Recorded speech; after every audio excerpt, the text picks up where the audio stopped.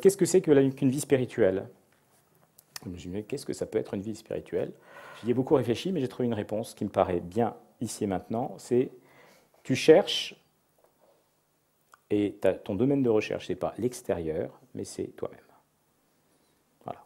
Pour moi, c'est aussi simple que ça. Pour moi, vivre spirituellement, c'est consacrer une partie très importante de mon énergie à la découverte d'un monde qui est mon monde intérieur.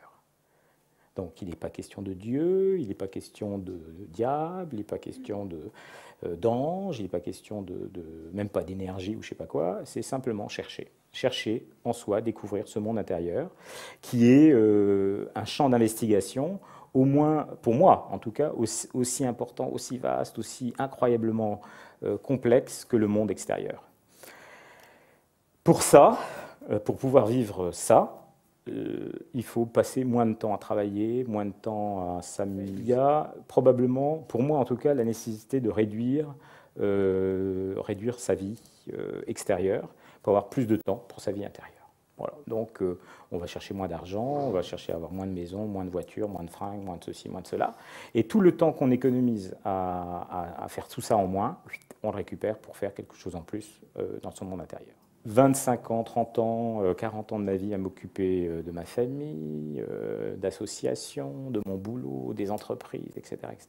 Et finalement, j'ai de plus en plus conscience que mon impact est extrêmement réduit. En fait, si je suis une petite cellule de rien du tout dans un grand organisme qui s'appelle l'humanité, mon impact en tant que cellule est très très réduit. Et je ne crois pas que ce soit finalement la meilleure chose que je puisse faire pour utiliser mon temps. Donc, j'ai décidé d'utiliser mon temps différemment pour être une bonne cellule.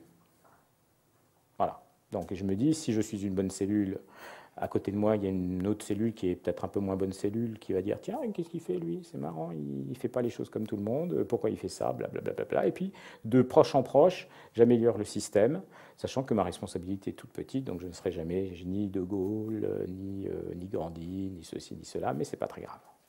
Parce que je pense quand même que tout ça, ça me permet d'améliorer le monde dans la mesure où, voilà, de proche en proche, les choses peuvent changer comme ça. Et si on ne se dépêche pas, la planète va crever. Eh bien qu'elle crève, si elle doit crever la planète. À l'échelle du cosmos, c'est une question qui n'a pas de sens pour moi en tant que cellule. Et je n'ai pas d'impact. Alors pourquoi m'inquiéter excessivement de quelque chose sur lequel je n'ai pas d'impact? Autant travailler le plus possible sur des choses sur lesquelles j'ai un véritable impact. Pour le reste, je vois bien qu'il y a eu un De Gaulle, ça n'a pas empêché, je sais pas moi, le Rwanda, etc. Quoi. À l'échelle de l'humanité, il y a toujours des massacres, il y a des machins, il y a tout. Donc l'impact individuel, à un moment donné, il y a peut-être un peu moins de souffrance.